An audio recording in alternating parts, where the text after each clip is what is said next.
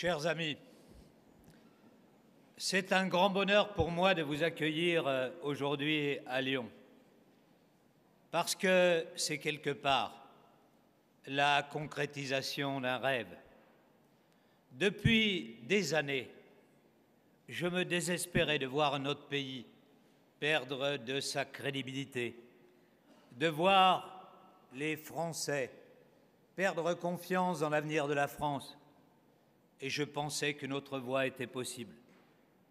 Redonner une nouvelle dynamique à notre économie, recréer des emplois, reconstruire une vraie mixité dans nos villes, en finir avec des banlieues qui se paupérisent, réaliser une alliance entre économie et écologie pour répondre aux grands défis du XXIe siècle, permettre à nos artistes, à nos créateurs, d'exprimer chaque jour un peu plus le génie français. Oui, cela me semblait possible. Nous étions en train de le faire ici, dans cette métropole, et j'étais sûr que ce que l'on pouvait faire au niveau local, nous pouvions aussi le porter au niveau national. Faire que la France se réforme, se transforme, faire que notre pays soit à nouveau capable d'entraîner les autres pour bâtir une Europe qui innove, une Europe qui protège et crée ainsi les conditions qu'elle prenne à nouveau toute sa place dans le monde, qu'elle puisse porter très haut ses valeurs d'humanisme, d'ouverture aux autres, de liberté qui l'ont toujours caractérisée. Oui, cela pouvait se réaliser. Encore fallait-il trouver un leader qui puisse incarner cette rupture, qui est la volonté d'en finir avec nos conformismes, avec les faux clivages qui n'étaient que les faux semblants que d'un système à bout de souffle. Oui, pour cela, il fallait quelqu'un qui ait du courage. Et Emmanuel Macron a eu ce courage-là.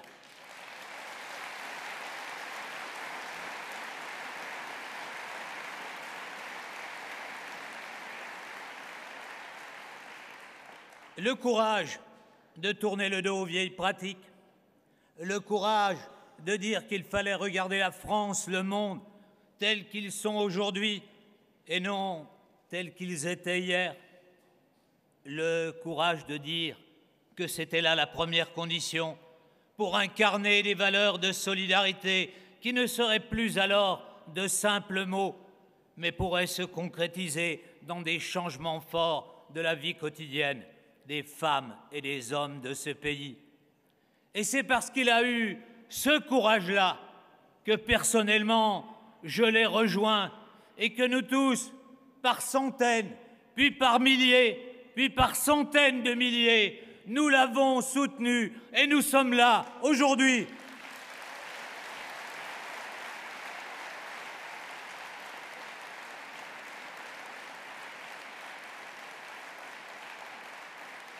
Parce que nous avions la conviction qu'il nous était possible, si nous nous rassemblions, d'inventer un nouvel avenir, de redonner confiance aux Français, d'apporter une nouvelle grandeur à notre pays.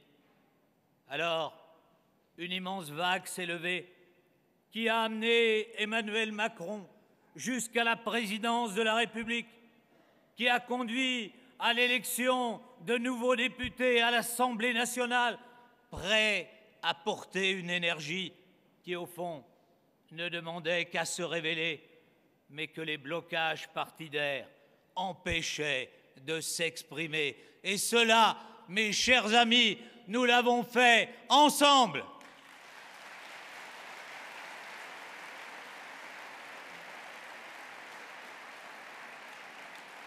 Alors oui, pour moi aujourd'hui, c'est un moment de bonheur.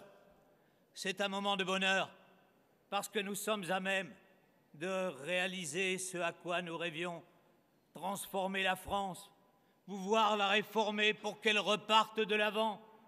Et c'est ce qu'en 6 mois, le gouvernement, autour de son Premier ministre Édouard Philippe, les députés ont commencé à faire.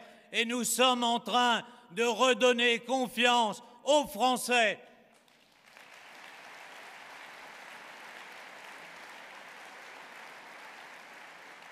Avec Jean-Michel Blanquer, nous sommes en train de redonner sa place à l'école, avec une école qui apprenne à tous, y compris et d'abord aux enfants des quartiers défavorisés.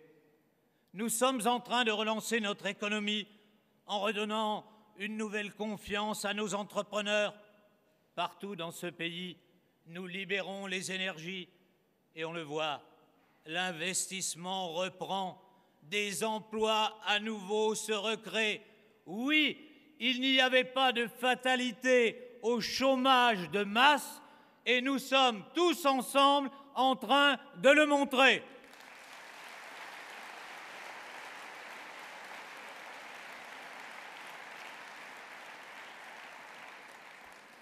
Nous vivions sous l'état d'urgence. Nous l'avons levé. Mais en même temps, nous avons voté une loi qui puisse continuer à protéger les Français. Nous avons pris des mesures qui vont permettre à nos concitoyens de mieux vivre de leur travail. Et dès l'année prochaine, les salaires nets de tous les salariés auront augmenté. Et je pourrais multiplier les exemples. Certes, je ne dis pas que tout sera facile. Mais enfin, nous voyons bien qu'à nouveau, la France progresse, que dans le monde, on porte un nouveau regard sur notre pays, que la France est à nouveau estimée, respectée, attendue. Tout cela, nous le devons au Président. Nous vous le devons, Monsieur le Premier ministre. Nous le devons à nos parlementaires. Mais nous le devons surtout aux marcheurs qui doivent rester cette formidable communauté humaine qu'elle a été pendant la campagne.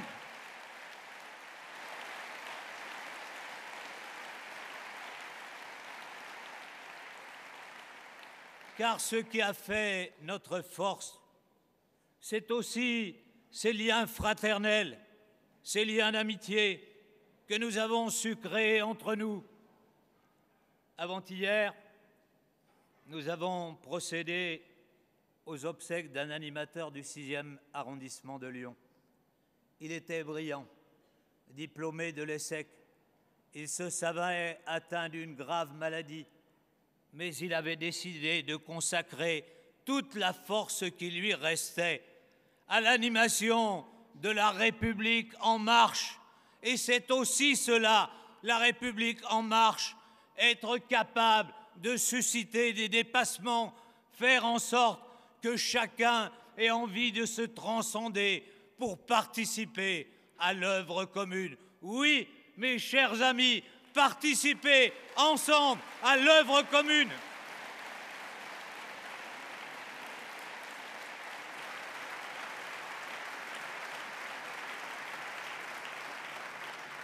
Car la République en marche ne doit pas être un parti comme les autres. Il faut qu'il soit le mouvement où on invente la société de demain. C'est pourquoi il nous faut travailler de manière étroite avec la société civile, accueillir en notre sein les intellectuels, nous ouvrir à tous ceux qui, dans nos villes, dans nos campagnes, innovent sur le plan économique, social, associatif, à ceux qui, dans leur secteur d'activité, inventent le monde nouveau. Oui, cela doit être cela, le but des 380 000 marcheurs, contribuer à faire naître le monde de demain. Et c'est ce que vous allez faire.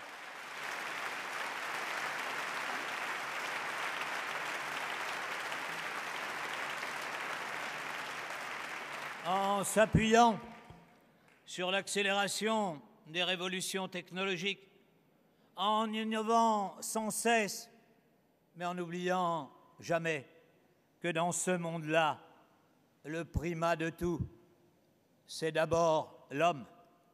Et pour faire plaisir à Marlène, la femme. Et que les femmes et les hommes C'est pour eux que nous nous battons, pour faire changer leur vie quotidienne et pour que demain, ils puissent vivre dans une société où il y ait partout un peu plus de bonheur.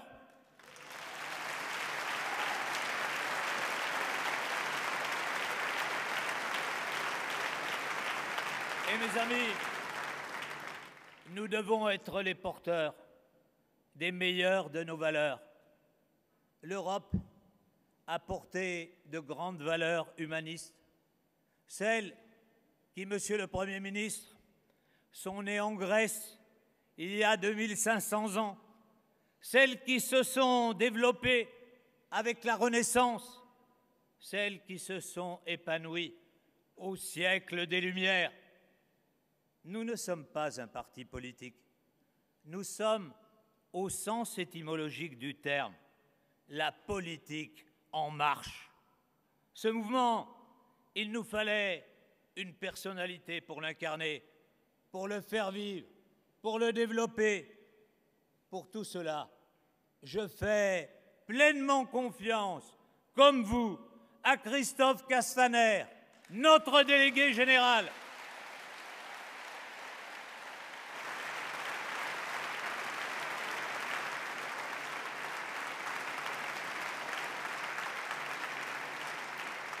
Christophe, c'était d'abord un des premiers. Quand nous étions quelques-uns autour de la table avec Emmanuel Macron, il était déjà là. Christophe, c'était un pilier de la campagne présidentielle et sans doute l'un de nous qui a fait le plus de meetings. Et nous en avons fait tous beaucoup pour soutenir nos candidats, soutenir notre président et les faire gagner. Christophe, c'est un élu de terrain qui connaît la réalité, qui peut faire changer les choses quotidiennes, mettre en phase l'action et les idées.